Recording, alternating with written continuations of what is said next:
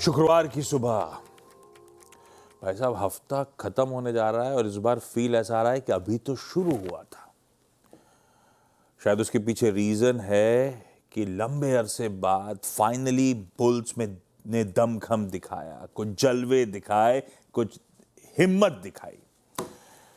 हालात कुछ इस तरह से पटरी पर लौटे हैं। बैक टू बैक पिछले 4 दिनों से भारतीय बाजारों में मजबूती के साथ कामकाज हो रहा है, हर दिन उछाल के साथ ट्रेड हो रहा है। और ऐसे समीकरण बैठे थे पिछली बार जनवरी के आखिरी 4 ट्रेडिंग सेशंस में, वो चारों दिन मजबूती हुई थी। उसके बाद अब तक इस तरह का मोमेंटम पकड़ा नहीं था भारतीय बाजारों ने। और मैं ऐसे ही कल बैठे बैठे रात में कैलकुलेट कर रहा था, जब जनवरी के लास्ट में 4 दिन तेजी आई थी तो 3% का उछाल बना था, और इस बार के 4 दिनों के उछाल में 3.5% वीक टिल डेट कह लीजिए भारतीय बाजार मजबूती के साथ कामकाज करते हुए। और अभी किसने का 4 दिन पे ब्रेक लग रहा है भाई, अभी तो 5वां दिन सामने खड़ा है। हु नोस, मोमेंटम और दूर पकड़ रहा हो। खैर, कल का सेशन एक बार स्क्रीन पर रखा है डॉक्टर साहब ने।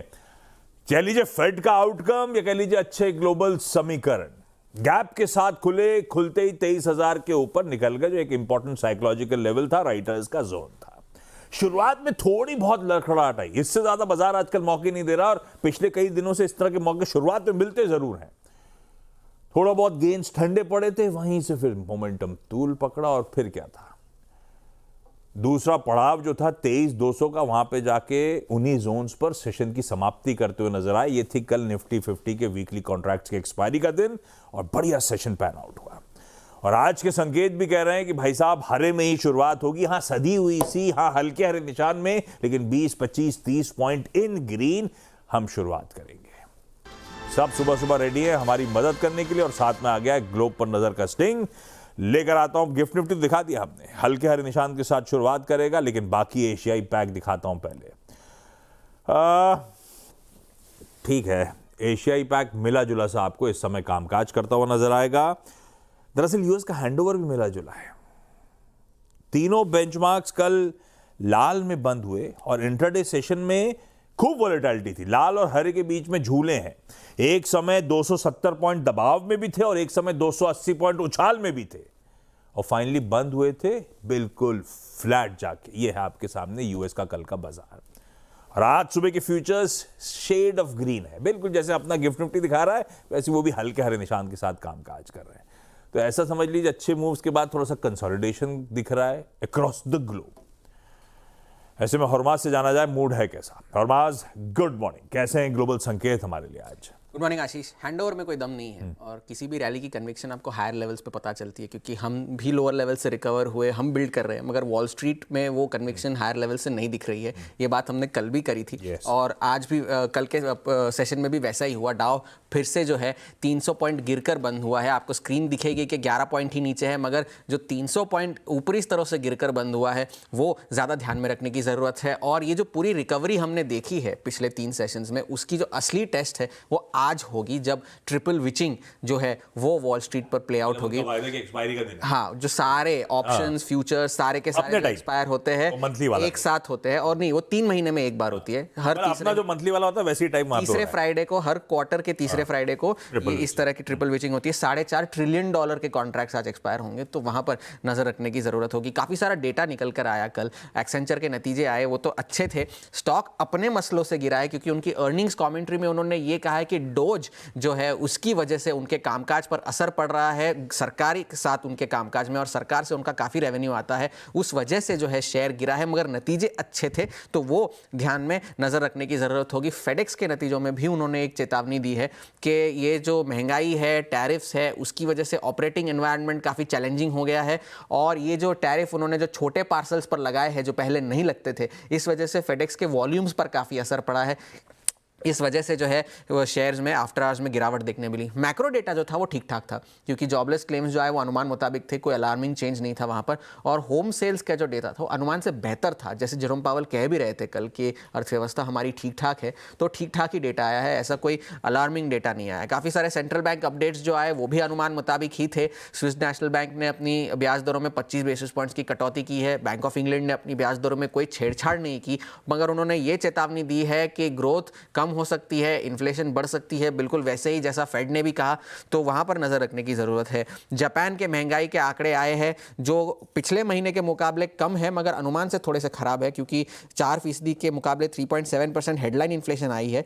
कोर इन्फ्लेशन जो है जनवरी के मुकाबले कम है, मगर जो अनुमान था 2.9% का, उसके वजह 3% आई है। और जो कोर इन्फ्लेशन है, कोर इन्फ्लेशन सिर्फ फूड प्रोडक्ट्स एक्सक्लूड करता है, और कोर इन्फ्लेशन जो है वो फूड और एनर्जी दोनों एक्सक्लूड करता है, तो वो 2.6 आई है, जबकि 2.5 का अनुमान था। और बैंक ऑफ जापान ने ये कहा है कि कोर इन्फ्लेशन जो है थोड़ा सा एलिवेटेड रह सकता है, क्योंकि चावल की कीमतें बहुत ज़्यादा है और महंगाई को काबू में लाने के लिए जो सरकार ने कदम उठाए थे वो थोड़े से कम हो रहे हैं, तो वो जापान से डेटा निकल कर आया है।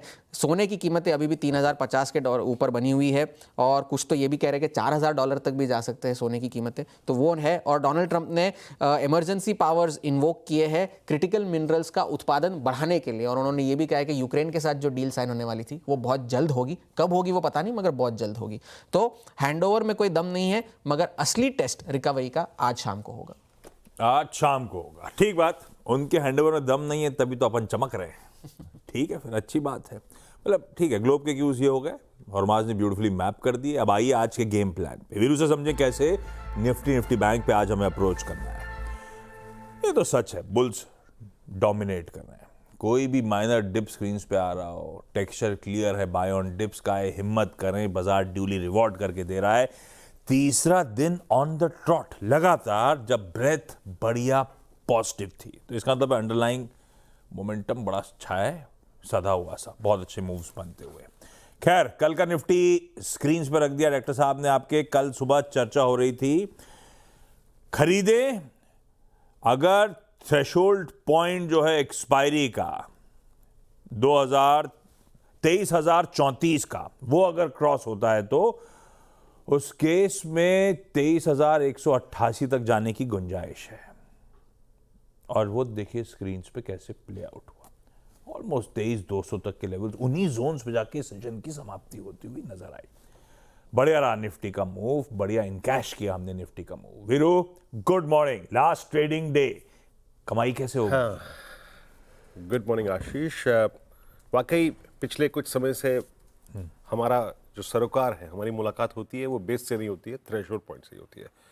कल बाजार खुलने के बाद दो चीज़ें थी, थ्रेशोल्ड पॉइंट पार हुआ 23,034, और एक और चीज़, कल निफ्टी ने कमिटमेंट, कन्विक्शन और 50 डे एक्सपोनेंशियल मूविंग एवरेज के ऊपर डटे रहने का हट था, और वही एक कारण था कि ये डे हाई पे क्लोज हुआ। 12 बजे के स्टार्ट जब मैं फ्यूचर एक्सप्रेस कर रहा था तब भी यही थे, कन्विक्शन दे रहे थे कि the movement we will cross 23,110, 23,200 मिलेगा, और वो आ चुका है। बट आज आशीष एक फ्राइडे फैक्टर भी है, अब एक हम निर्णायक स्तर पर पहुंच चुके हैं। एक बड़ा क्रिटिकल लेवल आज आपकी स्क्रीन पे आएगा, वो क्या है समझाता हूँ, रणनीति पे आता हूँ। अब तक अगर आप लॉन्ग रहे, आपको पैसा अच्छा खासा मिला, अब आपके थोड़े से स्टॉप लॉसेस को ट्रिल करने का वक्त है। और एक और चीज़, एक बड़ा क्रिटिकल एवरेज खड़ा है पास में। FIs अब पुरजोर तरीके से कैश मार्केट में आ रहे हैं 32-39, but still it's not a trend. But जो बाकी इंडिकेटर्स हैं उनके, मतलब जिस प्रकार के स्टैट्स उनके डेरिवेटिव्स के प्लेस्ड हैं, वो इंडिकेटर कह रहे हैं कि ये एक ट्रेंड में शायद बदल सकता है। तो 32-39 करोड़ रुपए की बाइंग, DIs का इतना ही कैश एग्जिट था। Look at FIs index future stats Ashish, यहाँ पे उन्होंने एक भारी शॉर्ट कवर किया, करीब 2933 करोड़ रुपए की बाइंग थी, और बड़ा शॉर्ट कवर करीब 6800 contract long, 10,000 contract short cover, यानी उनके नेट शॉर्ट कॉन्ट्रैक्ट अब रिड्यूस होके मात्र 1,11,000 कॉन्ट्रैक्ट, यानी करीब 70 से 75,000 कॉन्ट्रैक्ट कवर हुए हैं इस हफ्ते में। और स्टॉक फ्यूचर्स में 3253 करोड़ रुपए की buying, 32,000 contract long, 14,000 contract short cover का लिए, तो थम्स अप फॉर FIs। अब आते हैं आज के सेशन पे। आशीष, कॉल राइटर्स अब जहां पे प्लेस्ड है, उन्होंने 23,500 तक का लेवल जो है वो खुला रखा है। सारे बड़े कॉल राइटर्स 23,500 पे प्लेस्ड है। लेकिन एक और चीज़ है, पेज और है, बताऊंगा मैं आपको। और बड़ी पुट राइटिंग है 23,000 पे, कल इनफैक्ट 23,100 पे, 23,200 पे, सब पे पुट राइटिंग है। और आप एक चीज़ जो शायद स्क्रीन पे ना देखें, दिखाता हूं मैं आपको पिरामिड्स में। Look at the conviction of put writers. Even जिस प्राइस पे अभी हम नहीं गए हैं, वो भी पुट बिकी है कल 23,300 की इन द मनी पुट का आउटस्टैंडिंग वाई देखिए, वो कॉल के वाई को ओवरटेक कर गया। तो ये इंडिकेट करता है कि मोमेंटम कितना स्ट्रांग है। और एक और बात, जब FIs का पैसा आता है तो दिमाग नहीं, स्टॉप लॉस लगाइए, दैट्स ऑल अबाउट मोमेंटम। उस वक्त। अब आइए लेवल्स पे। चाहे आपका प्रॉफिट आज का हो, कल का हो, परसों का हो, एक रेंज दे रहा हूं मैं यहां पे, और वो है RS2। प्लीज प्लीज RS2 पे, और वो परसिस्ट करता है 23,372 से लेकर 390 के बीच में। और अगर इसके ऊपर भी निकले इवन 23,400 450, प्लीज अपने इस दौर के स्विंग का अच्छा खासा प्रॉफिट बुक कर लें, कैश में कन्वर्ट कर लें, ये मेरा मानना है। और पोजिशनली अगर आपके पास ट्रेड पड़े हैं तो उसको जरा ले आइए बेस के आसपास। बेस 1 के आसपास आपका स्टॉप, बेस 2 के आसपास आपका स्टॉप लॉस आ जाएगा। बेस 2 क्या है? 977 एंड 046। और इंट्राडे ट्रेडर्स के लिए बेस 1 तक का डिप काम करेगा। बट फिर कह रहा हूं क्लोजर टू 23,377, 390, 410, 450 एक सब्सटेंशियल प्रॉफिट बुक कर लीजिए, क्योंकि यहां पे आपके दो एवरेजेस परसिस्ट कर रहे हैं, 100 और 200 डे एक्सपोनेंशियल एवरेज। नई तेजी के लिए या तो आप थोड़ा सा रिट्रेस हो टुवर्ड्स बेस 2 23,000 के आसपास, या फिर आप 23,500 और 23,400 के इस 100 पॉइंट को क्लोज कर दें, उसके ऊपर सस्टेन कर जाए। तब फिर अलर्ट कर रहा हूं 390, 400 और 500। निफ्टी बैंक में एक बात है जो मेरे को कल थोड़ी सी, अगर आप देखें, मायूस कर गई, क्योंकि कल IT एक्शन में था तो बैंक निफ्टी बैकफुट पे आ गया। हालांकि 50,000 के ऊपर क्लोज हुआ, बट सारे स्टॉक्स में it was entirely I think sponsored by short covering. कोई भी अगर आप देखें फ्रेश बैंक नजर नहीं आई, बट ठीक है, होता है ऐसा। ये ऑलरेडी एक मोमेंटम दे चुका है। 50,000 पे पुट राइटिंग थी, 49,800 पे पुट राइटिंग थी, 49,500 पे थी, और बड़ा कॉलेक्टर खड़ा है अब 50,500 पे। लेवल्स लेके आइए स्क्रीन पे। बेस्ट ट्रेड बैंक निफ्टी में कब होगा? जब आप 50,200 के ऊपर सस्टेन करेंगे। कल का हाई अगर आप काट गए, in that case 343,545 is pending. 545 एक बड़ा टेक्निकल हर्डल है, अगर वो क्रॉस हो गया तो 721,856 आएगा। लेकिन अभी फिर कह रहा हूं, निफ्टी बैंक या तो 50,200 के ऊपर टिके, या फिर एक रिट्रेसमेंट मिले टुवर्ड्स बेस 1, तब बैंक निफ्टी का ट्रेड ज्यादा तर्कसंगत होगा, अच्छा होगा। आशीष, ये हो गई निफ्टी बैंक की बढ़िया सी स्ट्रैटेजी। आइए अब बारी चकाचक चार्ट की, और आज सुबह सुबह जुड़ रहे हैं manasjaiswal.com के श्री मानस जायसवाल साहब। Manas ji, good morning. कोई दो बढ़िया से कमाई के trading idea sir, stock specific. Good morning Ashish ji. तो देखिए, कल दो सेक्टर ने बहुत ही बढ़िया परफॉर्म किया, एक ऑटो और एक FMCG। मेरा समझना है कि यहाँ पर अभी भी रैली कंटिन्यू हो सकती है। तो जो पहला स्टॉक है वो आयशर मोटर्स है, जहां पर हायर टॉप्स हायर बॉटम्स बनने लगे हैं चार्ट्स पे। 5160 पे एक रेजिस्टेंस था, स्टॉक ने उसको ब्रीच किया है। तो आयशर मोटर्स में 5190 के स्टॉप लॉस से खरीदारी करेंगे। 5350, 5350 तक के टारगेट्स पॉसिबल है आयशर मोटर्स में, ये कैश लेवल्स है। जो दूसरा स्टॉक है वो FMCG क्षेत्र से है। नेस्ले पे खरीदारी करने की राय रहेगी। देखिए, अब ऐसे लग रहा है कि नेस्ले ने 2150 के आसपास एक बॉटम बनाया है। कल आखिरी के 1.5 घंटे में स्टॉक ने 20 और 50 डे मूविंग एवरेज को रिगेन कर लिया। मेरा समझ है कि ये एक बाउंस बैक प्ले है। तो नेस्ले में 2200 के स्टॉप लॉस से खरीदारी करेंगे, 2275 के टारगेट के लिए। अब कल की दो बढ़िया पॉकेट्स, ऑटो और FMCG से दो चमकते सितारे लेकर आए हैं मानस जी आपके लिए। आयशर मोटर्स ऑटो में सबसे प्रेफर्ड आइडिया, 5190 के स्टॉप के साथ तेजी, और FMCG में नेस्ले दमखम दिखा रहा है भाई साहब। आप 2200 का स्टॉप लगाइए और तेजी करने का मन बनाया जा सकता है। मानस, थैंक यू सो मच सुबह जुड़ने के लिए। 8 बजे के पैनल में मानस, बाकी हमारे तमाम एक्सपर्ट्स होंगे और डिटेल में मार्केट्स और स्टॉक्स पे करेंगे चर्चा। लेकिन अभी भारी है आज के इंपॉर्टेंट स्टॉक्स इन न्यूज की। कंचन के पास चला गया। कंचन, कौन कौन से स्टॉक्स डाल? जी, सबसे पहले शुरुआत करते हैं मन्नापुरम फाइनेंस के साथ, बिकॉज यहाँ पे बेन कैपिटल के साथ हुई है डील। मन्नापुरम फाइनेंस और बेन कैपिटल ने 4,385 करोड़ की डील करी है, जिसमें मन्नापुरम फाइनेंस के अंदर 18% की हिस्सेदारी को बेन कैपिटल खरीदने वाला है। 236 रुपए प्रति शेयर के प्राइस पे प्रेफरेंशियल अलॉटमेंट के तहत ये जो शेयर्स हैं वो जारी किए जाएंगे। साथ ही साथ अलॉटमेंट वारंट्स और इक्विटी शेयर्स के जरिए करीब 9.29 करोड़ शेयर्स को जारी किया जाएगा। इसके बाद बेन कैपिटल को कंट्रोलिंग स्टेक मिलेगा और इसे प्रमोटर के तौर पे भी क्लासिफाई किया जाएगा। अब देखिए इस डील से जो ट्रिगर होगा वो होगा मैंडेटरी ओपन ऑफर, जहां पे हो सकता है कि 26% एडिशनल स्टेक्स भी जो बेन कैपिटल है वो यहाँ पे खरीदता हुआ दिखाई दे। अगर ऐसा हो जाता है तो इनकी जो हिस्सेदारी है वो 40% तक बढ़ती हुई यहाँ पे हमें दिखाई देगी और डील के बाद कंपनी जो है वो प्रमोटर बन जाएगी। इसके साथ ही साथ डिफेंस स्टॉक्स आज आपकी रडार पे होने चाहिए। डीएसी ने 54,000 करोड़ के डिफेंस प्रोजेक्ट को मंजूरी दे दी है।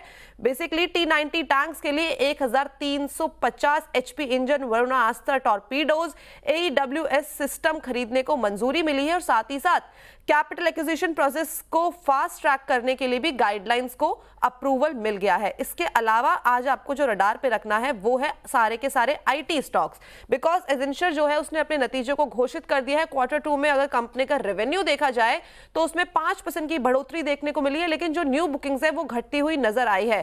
साथ ही साथ जो फ्री कैश फ्लो है वो इस टाइम पे $2.68 बिलियन का रहा है और कैश डिविडेंड का कंपनी ने ऐलान कर दिया है। कंपनी ने साथ साथ अपनी गाइडेंस को भी जारी किया है, जहां पे उन्होंने जो कंपनी की रेवेन्यू ग्रोथ है उसे 4 to 7% से घटा के 5 to 7% का कर दिया है और जो ऑपरेटिंग मार्जिन है उसे भी मार्जिनली इंक्रीज किया गया है। साथ ही साथ जो आज आपको नजर पे रखना है वो होगा टाटा कंसल्टेंसी, बिकॉज यहां पे भी खबरें आती हुई दिखाई दे रही है। टीसीएस ने यूके की कम्बरलैंड बिल्डिंग सोसाइटी के साथ कोर बैंकिंग सोल्यूशन को अपग्रेड करने के लिए पार्टनरशिप की है।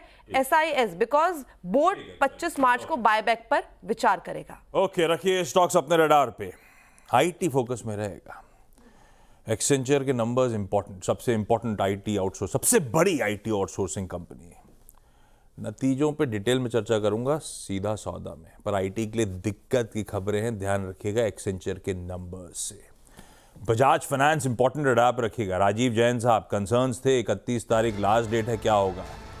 एलिवेट कर दिए गए, ग्रुप में ही रहेंगे, ये इंपॉर्टेंट है। बल्कि उससे जुड़ी एक ब्रोकरेज रिपोर्ट ही लेकर आ जाता हूं आपके लिए। सिटी की रिपोर्ट आई है, मेंटेन बाय बजाज फाइनेंस पे 9,060 का टारगेट बढ़ा के अब 10,200 रुपए कर दिया है। लीडरशिप कंटिन्यूटी, अनवेवरिंग क्रेडेंस होगा स्ट्रैटेजिक एग्जीक्यूशन और ग्रोथ के लिए। ये डेवलपमेंट जो हुआ है कल रात में, जो बोर्ड में अनाउंस हुआ है एलिवेशंस, वो सारे कंसर्न्स मैनेजमेंट ट्रांजिशन रिस्क के खत्म करते हैं, इसीलिए सिटी बुलिश है और सही बात है। रेड आप रखिए स्टॉक को। क्विकली यहां पे एक छोटा सा ब्रेक ले लेता हूं। ब्रेक के उस पर जब लौट के आऊंगा तो आज के इवेंट्स कैलेंडर और कमोडिटी स्ट्रैटेजी।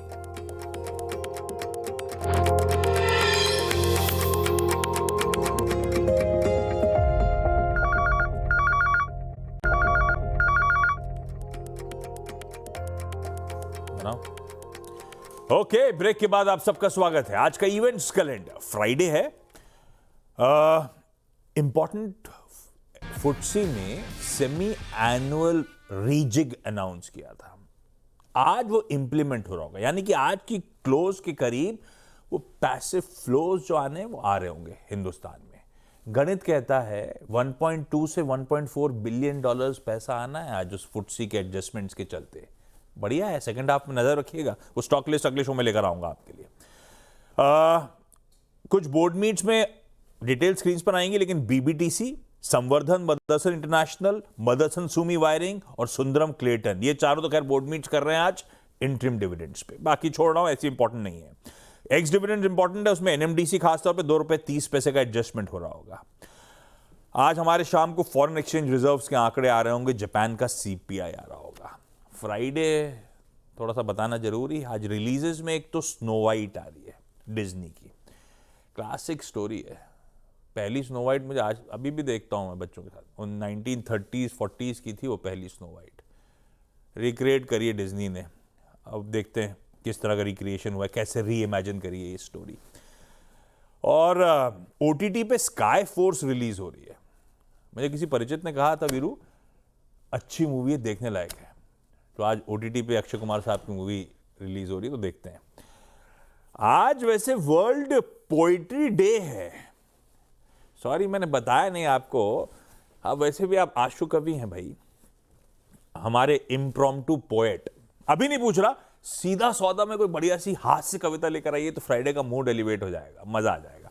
तो आज वर्ल्ड पोइट्री डे वहां पे सेलिब्रेट करेंगे। और ये हमारी जो दोस्ती है ना, ये आज ही तक के लिए सीमित थी। कल से ये दोस्ती महीने 1.5 महीने के लिए खत्म। कल से आईपीएल शुरू हो रहा है पहला आईपीएल मुकाबला कल सैटरडे को है। चलिए कमोडिटी स्ट्रैटेजी, अच्छा कमोडिटी में जाऊं उससे पहले क्यूज दिखा देता हूं आपको। भाई बॉन्ड यील्ड, डॉलर इंडेक्स तो लार्जली स्टेबल है। कच्चा तेल इंच अप कर रहा है 72.5 पे, मैंने सुबह देखा था ब्रेंट का भाव। बेसिकली ईरान रिलेटेड जो सैंक्शंस यूएस ने लगाए वो कच्चे तेल को तेजी दे रहे हैं। सोना वो सेफ हेवन का रिकॉर्ड रन तो चल ही रहा है अभी भी। हाँ ये जरूर था, कल सुबह अपन ने 3060 पे देखा था, आज 3040 के आसपास खड़ा है, लेकिन बढ़िया 3000 के ऊपर कंसोलिडेट करता हुआ। ऐसे में कमाई कैसे होगी? chartsandtrade.com के फाउंडर विकास बागड़िया साहब जुड़ते हुए। विकास जी, आमतौर पे इतनी सुबह उठ जाते हो या हमारे लिए उठे हो आप? नॉर्मली हमारा 6 बजे उठ जाने का शेड्यूल चालू हो जाता है प्री तो मार्केट। मतलब हमने परेशान नहीं करा आपको? नहीं सर, एकदम नहीं सर। विकास जी, आज के प्रेफर्ड पिक्स कौन से कमोडिटीज के? हाँ जी सर, क्रूड पे एक बाई का नजरिया रहेगा। ऐसा लग रहा है कि क्रूड पे डेली चार्ट पे एक बॉटम बनता हुआ नजर आ रहा है, एंड वीकली चार्ट पे भी जो सपोर्ट ट्रेंड लाइन के उसके पास में है। तो लगता है कि 5790 का एक स्टॉप लॉस रखना चाहिए क्रूड पे। एक डेड कैट बाउंस मिल सकता है क्रूड में 6078 और 6156 तक, जहाँ पे इंपॉर्टेंट मूविंग एवरेजेस है। तो इंटरमीडिएट टर्म पे ये थोड़ा सा बाउंस बैक देता हुआ नजर आएगा क्रूड। और सर दूसरा पिक रहेगा गोल्ड पे। गोल्ड में ऐसा लग रहा है कि कॉमिक्स में थोड़ा सा साइकोलॉजिकली जो रेजिस्टेंस लेवल है उसको ब्रीच कर चुका है। 3050-60 के पास ऐसा लग रहा है कि सप्लाई देखने मिल रहा है। तो गोल्ड में मेरे को लगता है कि एमसीएक्स में 88,900 88,850 के करीब का जो जोन है, ये एक प्रॉफिट बुकिंग का जोन है। 89,230 300 के करीब का एक स्टॉप लॉस रखना चाहिए, एंड 87,930 और 87,100 तक के जो सपोर्ट जोन है वहां तक गोल्ड आता हुआ नजर आता है। जी सर। थैंक यू विकास जी। कच्चे तेल में खरीदारी 5790 के स्टॉप के साथ, सोने में बिकवाली 89,323 का एसएल लगाइए। छोड़े जा रहा हूं मॉर्निंग कॉल में गिफ्ट निफ्टी के संकेतों के साथ एक फ्लैट ओपनिंग की तरफ फ्राइडे को हम बढ़ते हुए। आज के शो में इतना ही। ब्रेक के उस पार सीधा सौदा। नमस्कार।